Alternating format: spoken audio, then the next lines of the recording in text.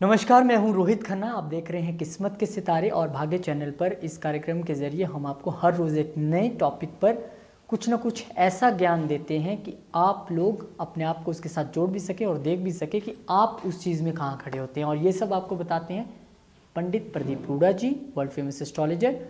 प्रदीप जी नमस्कार। नमस्कार जी। आज हम जिस विषय पर बात करने वाले हैं वो विषय है एजुकेशन, शिक्षा। आखिर कैसे किसी बर्थ चार्ट या हाथ की रेखाओं से ये पता चलता है कि आपका बच्चा कैसी शिक्षा ग्रहण करने वाला है, वो पूरी होने वाली है या अधूरी होने वाली है, या बर्थ चार्ट से कैसे पता लगता है कि वो किस फील्ड में जाने वाला है, इस पर हम बात करने वाले हैं। और प्रदीप जी, सबसे पहले अगर बर्थ चार्ट के जरिए आप ये बताएं कि कौन कौन से ऐसे घर हैं जो शिक्षा के विषय में बताते हैं और कौन कौन से ऐसे ग्रह हैं। रोहित जी, एस्ट्रोलॉजी में जन्म कुंडली में सबसे पहले जो पांचवा घर है वो विद्या का कारक माना गया है। और विद्या का अगर किसी का पता करोगे आप तो पांचवें घर को आपको लेना ही पड़ेगा। उसके बाद दूसरा घर और चौथे घर को भी विद्या के लिए आप लेते हो। लेकिन एक बात बड़ी अचंभित करने वाली है, जो वैसे किसी किसी ग्रंथ में ये बात बताई गई थी लेकिन ज़्यादातर नहीं बताई गई है, और इसको बड़ा गुप्त भी रखा गया है कि जो 6th हाउस है वो भी विद्या के लिए इतना बड़ा कारक है कि कोई समझ ही नहीं पाता। हम लोग कई बार पांचवें घर को लेकर, दूसरे को लेकर या चौथे को लेकर बैठ जाते हैं, उसी पे प्रेडिक्शन कर बैठते हैं। और एक बात और आती थी इसके सामने कि जब भी वहाँ पे राहु आए या शनि आए, खड़ाक से किसी ने प्रिडिक्ट कर दिया कि ये तो एजुकेशन में 0 है। लेकिन जब उन्होंने बताया कि मैंने तो MBA की है या MBBS की है या मैं तो फर्स्ट आने वाला ये चाइल्ड है हमारा, तो फिर जो ज्योतिषी है वो बेचारा एक बार मुंह ताकने वाली बात हो जाती है। भाई अब बहाना क्या लगाए, बोल तो दिया उसने, बहाना क्या लगाए। इसलिए दूसरा, चौथा, पांचवा और छठवां घर एजुकेशन के लिए बहुत ही महत्वपूर्ण घर है। और इन घरों पर इनको देख करके या इनको चेक कर करके ये बात देख लेनी चाहिए कि ये चाइल्ड का एजुकेशन के लिए हमने प्रेडिक्शन करनी क्या है और इनसे करवाना क्या है। जी बिल्कुल सही कहा आपने। ये तो कुंडली के वो घर थे जिससे ये पता लगता है कि एजुकेशन कैसी रहने वाली है या क्या एजुकेशन में आपका बच्चा करने वाला है, और कौन से ऐसे ग्रह हैं जो एजुकेशन देते हैं, जो पता लगता है कि इससे एजुकेशन मिलेगी। एजुकेशन आपको गुरु, बृहस्पति और बुध, चंद्र भी एजुकेशन देते हैं। इन प्लैनेट्स को देखना पड़ता है। और एक बात और है कि जो हमारे एजुकेशन दे रहे हैं, हमारे इंस्टीट्यूट्स वगैरह, जैसे चंडीगढ़ में कई इंस्टीट्यूट्स खुल चुके हैं, वो 5 से 5 भी बोल रहे हैं कि आप 5 से 5 जरूर देखिए और फिर बुध से 5 भी जरूर देखिए। ये ज्योतिषियों के लिए बात बोल रहा हूँ। आम बेचारे जो दर्शक हैं उनको इन बातों का ज्ञान नहीं होगा। ज्योतिषियों के लिए बोल रहा हूँ कि 5 से 5 और बुध से 5 भी आप चेक कर लीजिए। जबकि पांचवें का स्वामी, उसकी स्थिति बहुत तो चेक आपको करनी ही पड़ेगी, आपको प्रिडिक्ट करना पड़ेगा। क्योंकि इसको मैंने इतना क्लियर इसलिए बोला आप ज्योतिषियों के लिए भी, क्योंकि ये एजुकेशन का मामला है, बच्चों का मामला है। बच्चे किसी ना किसी तरीके से कामयाब होने चाहिए, बस उसमें कुछ भी गुप्त रखना नहीं चाहेंगे कि कोई बात को गुप्त रख के आपको टीवी पे बोला जाए कि बच्चों की एजुकेशन बहुत ज़रूरी है। जिस घर के बच्चे नशा रहित हो गए, जिस घर के बच्चे पढ़ गए, जिस घर के बच्चे आगे बढ़ गए, वो तो कामयाब हो गए, वो घर कामयाब हो गया, उन माँ बाप की जो कमाई है वो सफल हो गई। चलिए, हस्तरेखाओं से भी हम पता करेंगे, लेकिन उससे पहले कोई ऐसा बर्थ चार्ट आपके पास पड़ा हो किसी बच्चे के जिससे हम समझा सके एजुकेशन के। हाँ, मेरे पास एक बर्थ चार्ट आया आनंदपुर साहब से। आनंदपुर साहब से एक बर्थ चार्ट आया है। वो बच्चा, उसका डेट ऑफ बर्थ 19/6/2008 है। और उसकी जो मैंने कुंडली देखी है, जब मैंने उसकी कुंडली बनाई, जब हम किसी की कुंडली लेते हैं, उस कुंडली का या चार्ट का मतलब ये नहीं होता कि हम उस जातक के लिए बात कर रहे हैं। उसका मतलब समस्त दर्शकों के लिए एक उसको लेकर के बात करते हैं कि एजुकेशन आती कैसे है। इस बच्चे का जो लगन बना वो बना सिंह लगन, उसका बना बच्चे का सिंह लगन का जो मेन था वो सूर्य था। और सूर्य उस बच्चे का आया 11th हाउस में। 11वें स्थान में जब लगन का मालिक आया तो पहली तो बात ये क्लियर हो गई कि वो बच्चा एक अच्छा इंसान बनेगा। ये एक लड़की की कुंडली है, बच्ची की, छोटी सी बच्ची है। और उसके बाद गुरु चंद्र आकर के 5वें स्थान में बैठ गए। और जब गुरु चंद्र 5वें स्थान में बैठे, बस फिर तो ये समझ लो मां बाप के पास क्षमता कितनी है, उसको बनाना क्या चाहता है वो बनेगा।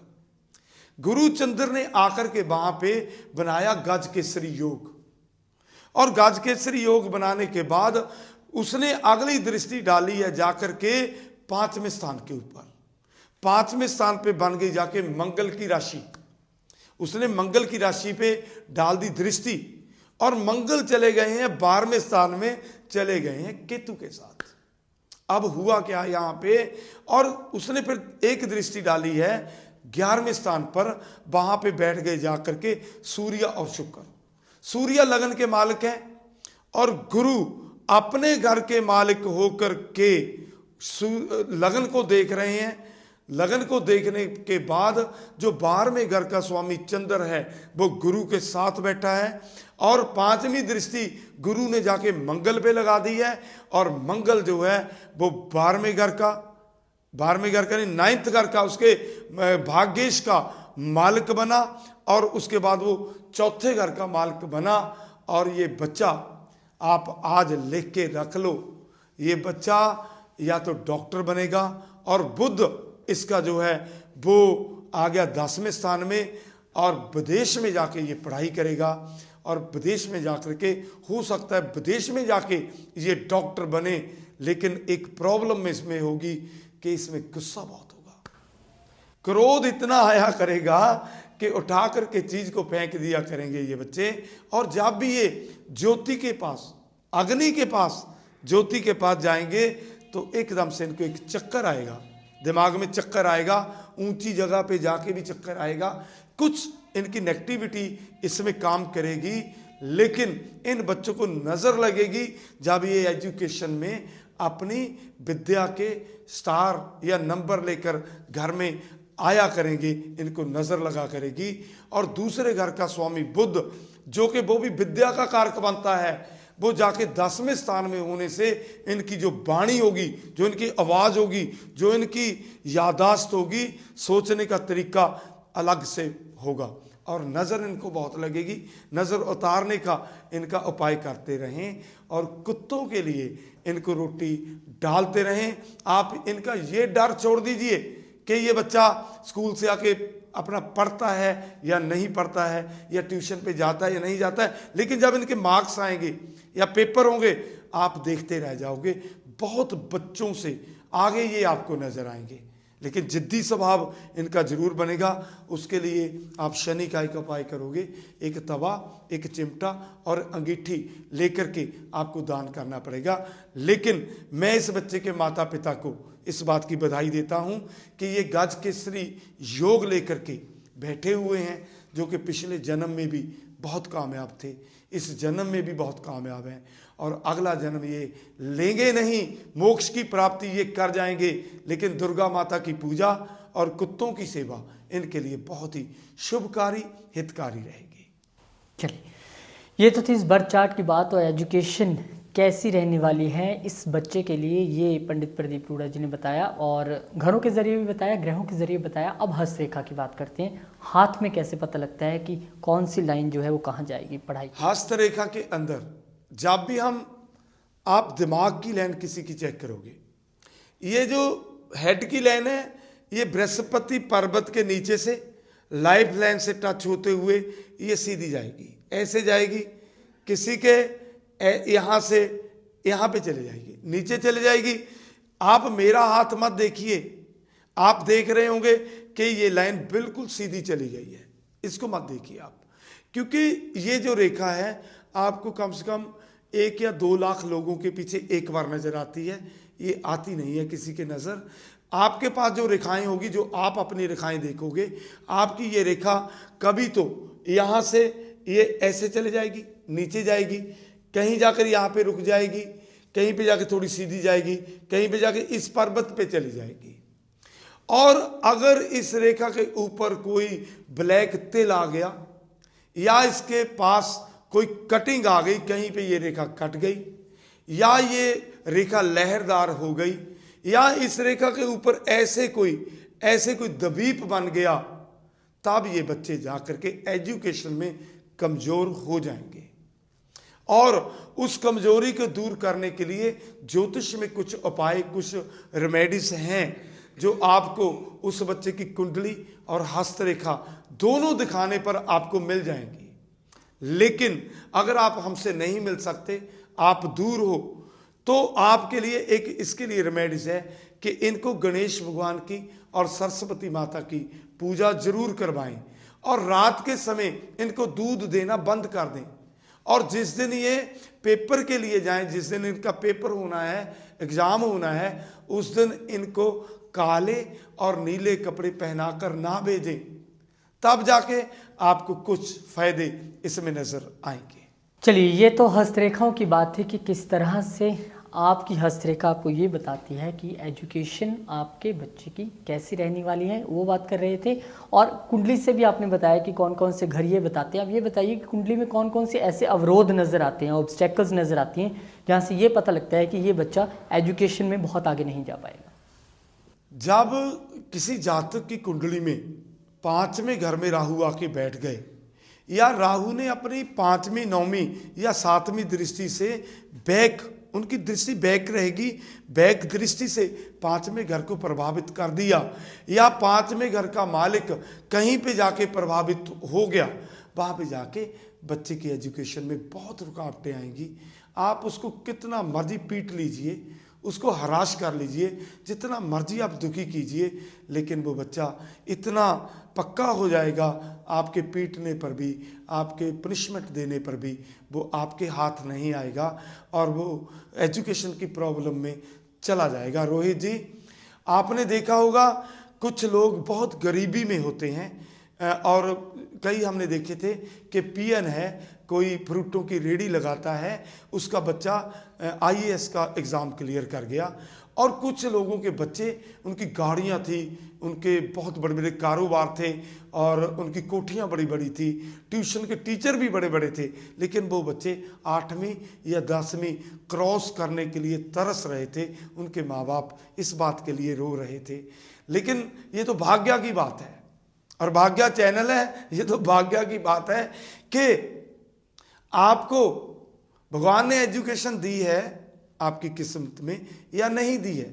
और उसके बाद उससे बड़े भाग्य की बात है कि आपको उसके बारे में बताने वाला या आपकी उंगली पकड़ के ले जाने वाला वो आपको कैसा मिला, आपको डॉक्टर कैसा मिला। एक डॉक्टर ने क्या किया, आपके गैस का दर्द हुआ, आपका दिल का ECG करवा दिया, जबकि वो 10 रुपए के चूरन से ठीक होने वाली जो डिसीज थी, आपको वो लाखों में पड़ गई। और एक ऐसा भी मिला कोई वैद्या भगवान का, उसने इतनी सी आपको चूरन दी, आप ठीक हो गए। लेकिन एक बात मैं आपको जरूर बताना चाहता हूं कि जब लोग हमसे पता करते हो, हमसे बातें करते हो, एक बात का ध्यान रखो, जब हम टीवी वालों के पास जाते हैं, गाड़ी में जाते हैं, दिहाड़ी छोड़ के जाते हैं, हम दिहाड़ी लगाते हैं, कुछ ना कुछ जरूर हमें भी जरूरत होती है। ये पाप हो सकता है, हम आपसे कोई ज़्यादा बड़ा नुकसान आपका करके आपसे गलत बेनिफिट लें, उसका हमें भुगतना पड़ेगा, लेकिन कुछ ना कुछ तो होना चाहिए, जरूर होना चाहिए, ताकि टीवी पर बने रहने के लिए, आपको ज्ञान देने के लिए थोड़ा बहुत आशीर्वाद आपकी तरफ से कोई भी जोशी है, कोई भी पंडित है, उसको मिलना चाहिए। अगर वो नजायज चलेगा, उसका भुगतान वो करेगा, लेकिन कुछ ना कुछ होना चाहिए ताकि हम आप लोगों की सेवा करते रहें। अगर आप बिल्कुल गरीब हो, कोई प्रॉब्लम नहीं है, लेकिन आप अगर काम करते हो, सर्विस करते हो, नौकरियां करते हो, तब अगर कुछ किसी को देते हो तो उसमें आपको टेंशन नहीं होनी चाहिए। उसके लिए आपको ये नहीं बोलना चाहिए कि आप टीवी पे बोलते हो हम तो लोगों की सेवा करते हैं। सेवा सन्यासी करते हैं, जो गृहस्थ नहीं होते और जिन्होंने बच्चे नहीं पालने होते, लेकिन जिन्होंने इतना टाइम आपके लिए देना है, उनको भी कुछ ना कुछ चाहिए होता है, कुछ जायज। आपको अगर ये बात बुरी ना लगे तो जिससे भी आप पता करते हो उसको कुछ ना कुछ देते रहिए, आपका बहुत धन्यवाद उसमें रहता है। चलिए, ये तो बात थी एजुकेशन की। ये बात थी कि किस तरह से आप 12 घरों से ये पता लगा सकते हैं कि एजुकेशन में आपका बच्चा कैसे रहने वाला है। हस्तरेखा के ज़रिए आप ये पता लगा सकते हैं कि कैसी एजुकेशन रहने वाली है, एजुकेशन में कहाँ अवरोध या कहाँ ऑब्स्टेकल्स नज़र आ रहे हैं। बहुत बहुत धन्यवाद प्रदीप जी, और बहुत बहुत धन्यवाद आप लोगों का भी। कल फिर मिलेंगे किस्मत के सितारों में आपके भविष्य के साथ। नमस्कार।